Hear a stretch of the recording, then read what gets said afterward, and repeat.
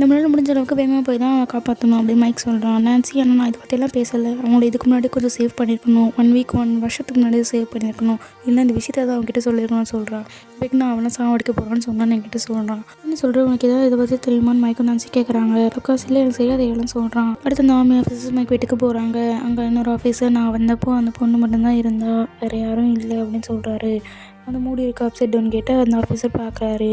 இல்லை அப்சைட் டவுனில் எதுவும் சத்தம் கேட்குது அப்படின்னு அட்டாக் பண்ணிடுறா. பார்த்தா அது ஹாப்பர் நீ இங்கே இருக்கிறது சேஃப் கிடையாது, இங்கேருந்து நீ போயாங்கன்னு சொல்கிறா. இங்கே ஹாலி மாட்டிகிட்டு இருக்கா, நான் அவளை காப்பாற்ற தான் வந்தேன்னு எல் சொல்கிறா. அடுத்து அந்த ரேடியோ ஸ்டேஷனில் பவர் கட் ஆகிடுது. வில்லோட வெர்ஷன்ஸால் இது சரி பண்ண முடியுமான்னு ராபின்னு ஜாய்ஸை பார்க்குறாங்க. ஜாய்ஸ் வில்லுக்கிட்ட அந்த விஷயத்தை பற்றி கேட்க போகிறாங்க. அந்த விஷன்ஸ் இதுக்கு முன்னாடி நடந்ததை பற்றி காட்டுதா அப்படின்னு கேட்குறாங்க. இல்லை அது இதுக்கு முன்னாடி நடந்த மாதிரி இல்லை, நானே அதை நேரில் பார்த்த மாதிரி இருக்குது, அந்த டெமோகார்கன்ஸாகவே நான் மாறிட்ட மாதிரி இருந்துச்சு, அந்த மைண்ட் ஃபயர் எனக்குள்ளே வந்துட்ட மாதிரி இருந்துச்சு அப்படின்னு வில் சொல்கிறான். உங்களுக்கு இந்த வீடியோ பிடிச்சிருந்தா லைக் பண்ணுங்கள், சப்ஸ்கிரைப் பண்ணுங்கள். தேங்க்யூ.